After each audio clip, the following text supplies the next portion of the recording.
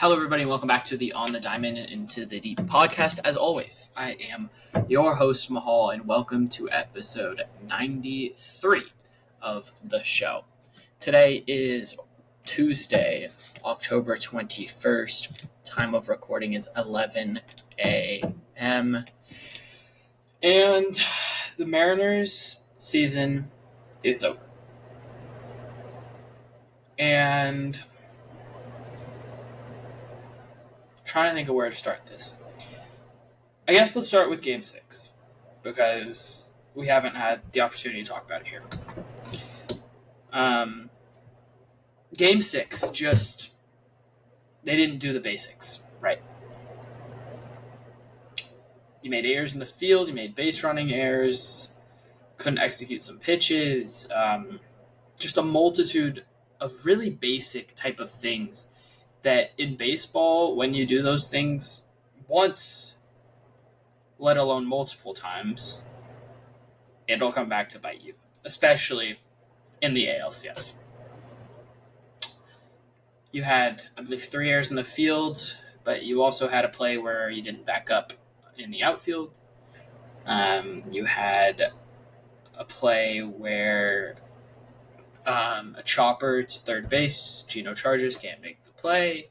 And you really do have to play perfect, especially against a team that is as good at hitting as the Blue Jays are. When they get runners on, more often than not, they're going to make you pay. And the Mariners didn't do that. So on top of the struggles with the basics, the defensive struggles, stuff like that, you also struggled to drive in runs. And then that carried over really into Game 7.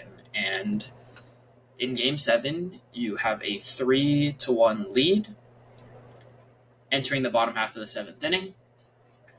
And Brian Wu is starting his 3rd inning of work, and he walks the leadoff guy. And in a Game 7, really any game, that's not what you want to do. More often than not, leadoff walks tend to score. In both the 1st and the 3rd, in the 7th inning, the Mariners had leadoff walks to begin those innings, and those were the 2 innings the Blue Jays scored in. And the Mariners had opportunities with guys on, and they couldn't drive them in, including the top half of the 7th inning. You get a leadoff, I believe it was a leadoff walk, and then you ground into a double play, and then you have an intentional walk to Cal, and then another walk. You got 2 on for Polanco. 2 outs. I believe he grounded out, I want to say. Maybe struck out. And part of that was because of a blown call by the umpire, but that happens. It sucks that it happens in that situation. You should have been in a 3-0 count, and if you get walked there, maybe you get into another fresh arm for Arozarena, and who knows what Arozarena does, but he was cold. And I'm just going to start with some of the negatives here. We'll get into positives, because I actually do think there are quite a few positives, and overall I've been pretty positive since this game concluded. Obviously, we all know what happened in the bottom half of the 7th inning after the leadoff walk, and obviously not very positive when that happened or for an inning thereafter. But I think more positive now, more positive once the game was over.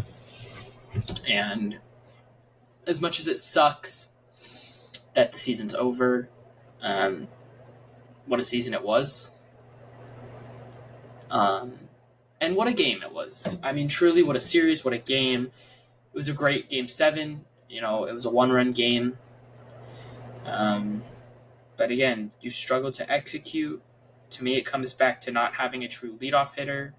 On top of other things, I think the biggest problem this entire series was that you had 5, 6 guys that just weren't producing.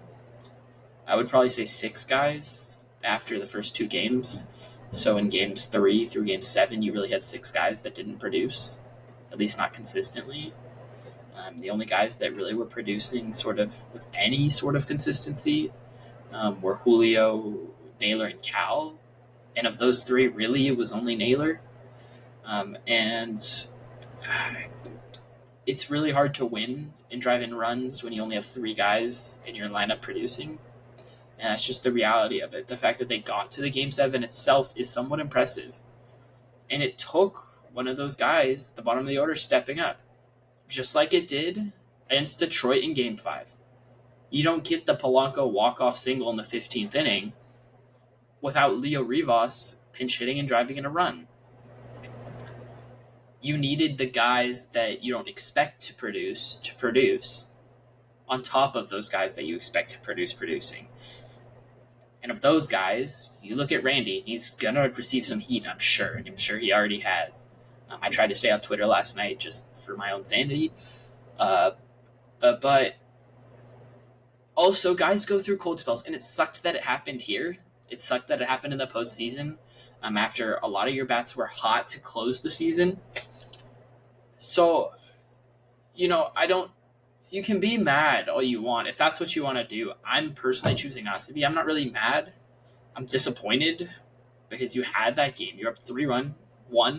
You had more than enough opportunities to add on to that to have a 3 or 4 run lead. And then you get the decision by Dan Wilson to bring in Edward Bizardo with one out, 2 on for the top of the order with George Springer. And for me, I don't want to talk too much about this decision because it already happened and we're using hindsight with any sort of judgment you have towards it. And in the moment, I didn't really hate it. I think for me, what I would have done is I would have had him come in a hitter earlier for Jimenez, even if Jimenez is just going to bunt. Because to me, I wouldn't want the first hitter he faces to be George Springer. And you could have decided then to walk Springer, and then you put a double play in order to, and you have a force out at the plate, and you have Nathan Lukes, who has been very good, and he probably would have had a base hit, but then a base hit only drives in 2, probably with Springer at first. But then you have to face Vladdy, and there's a lot of decision-making, a lot of decisions that have to be made in a very short period of time. And I don't think it's fair to hate on Dan Wilson for all of it. If you want to say, well, you probably should have gone to Munoz, yeah, maybe, but you're using hindsight. And he'd been making great decisions through the rest of the series. I think the way he managed Game 6 was perfect. Absolutely perfect. He allowed their bats to have the opportunity to claw back into that game, and as soon as it finally got out of reach with I think it was a Vladdy homer? I don't remember exactly what happened, but no. Oh, it was the error at third base, the wild pitch that Cal then threw in the dirt and Gino couldn't pick. It was that. And Vladdy scored. When that finally happened, that's when you're like, all right, wave the white flag, we move to tomorrow. But also, Game 6, you had opportunities to score and you just couldn't. So to me, yeah, maybe that decision from Dan Wilson could have been different. I'm sure he's kicking himself for it and probably had a hard time sleeping because of it. But at the end of the day, it's what happened. It's the decision he made. You have to live with that. And it's not only that decision that caused them to lose that game.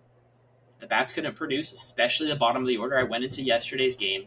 The keys to the game were, to me, 5+ walks, less than 10 strikeouts. They did get the strikeouts when they didn't do the walks. It was getting leadoff guys on. And they did do that a lot, actually. They just couldn't really do it. And the last one offensively was getting the bottom of the order producing, and they couldn't exactly do that. And I think more than anything, the Randy, Gino, I don't know if I necessarily want to include JP in it, but we will just because he's in that stretch of just so many hitters that are struggling. JP, Rivas, Robles, Canzone, I'm going to include in there. That group of guys struggling.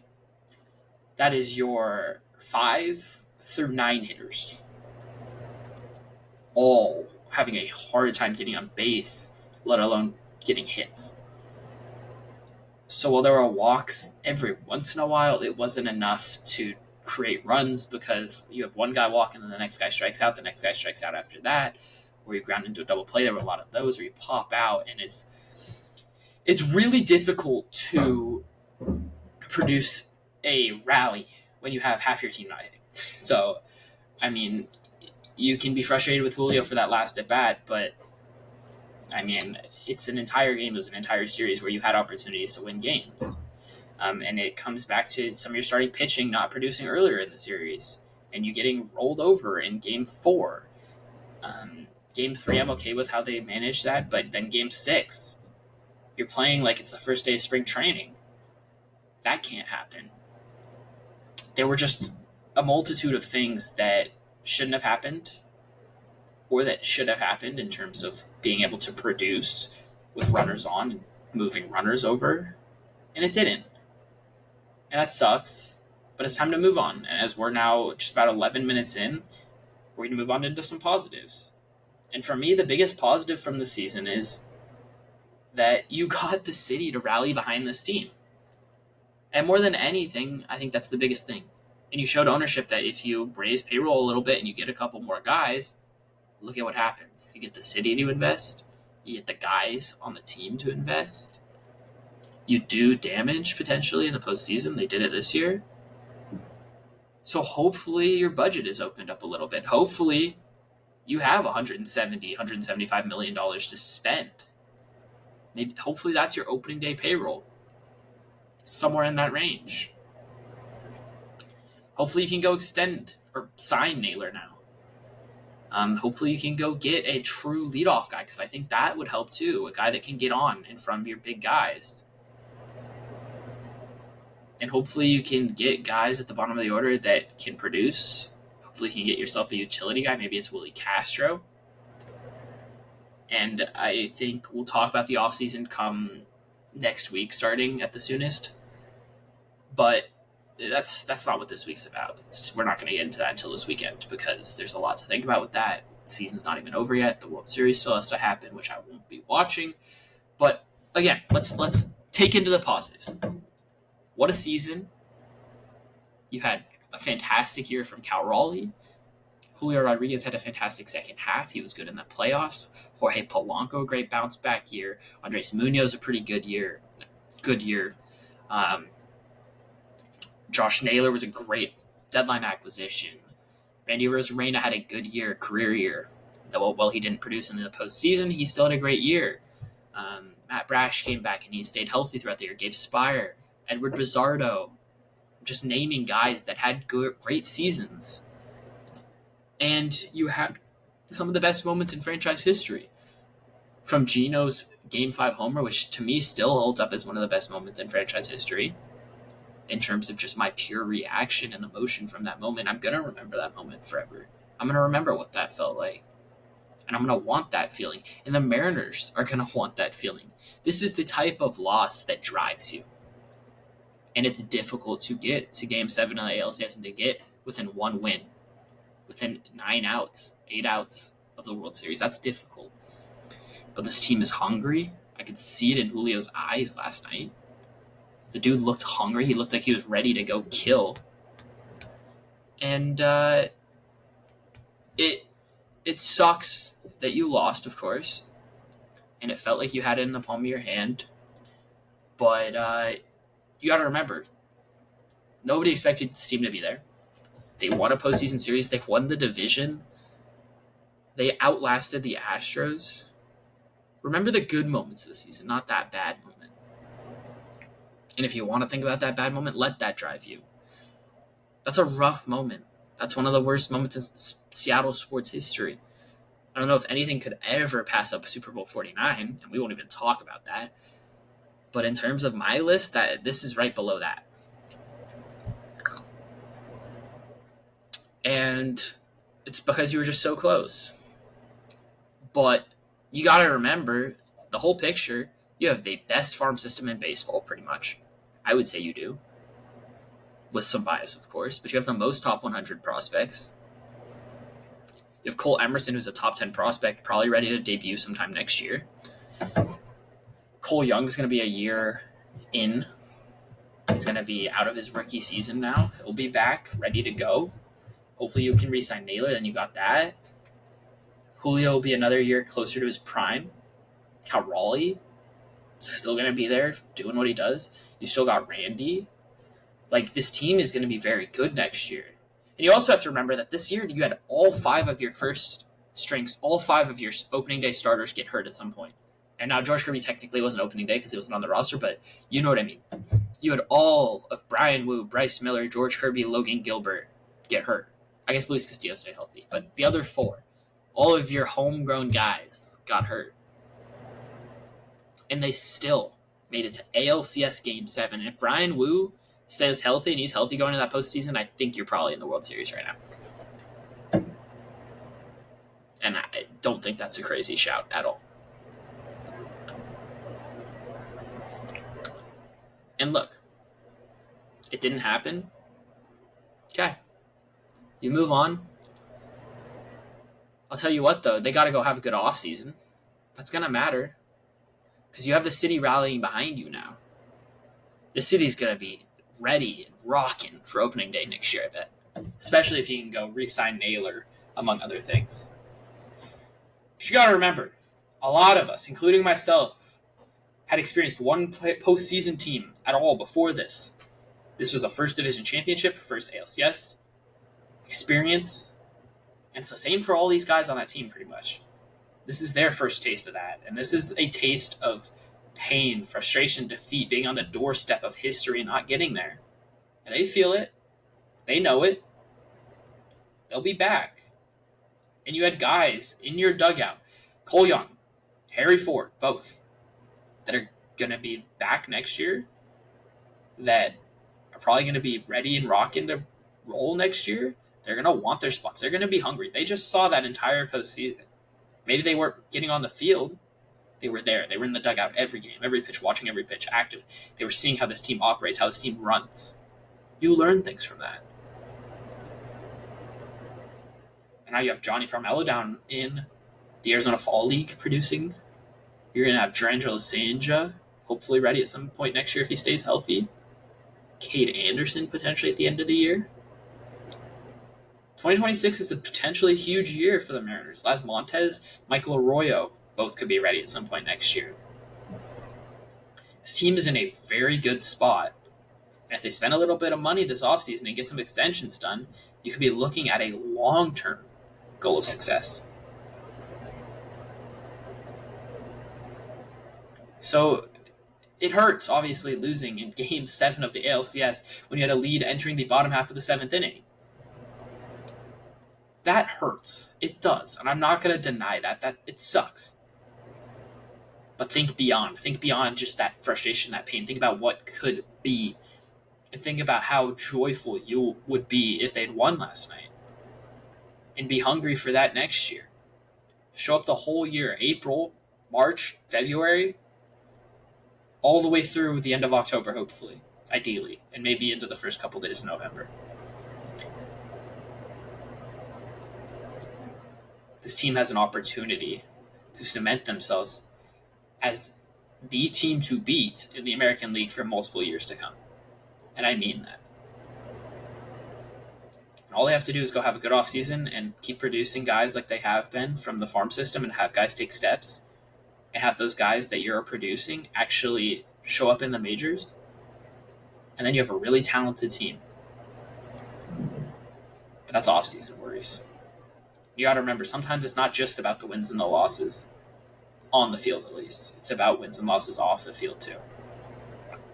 And I think this whole run has been a major win off the field, even if you lost the final game of the season. I think you still won this year. And you won over a lot of the city of Seattle and a lot of fans. You established new Mariners fans. And that itself is a big deal. And that's what I'm going to leave you with. So thank you guys for a fantastic season. And for the last time of the 2025 season, go M's, everybody, in peace.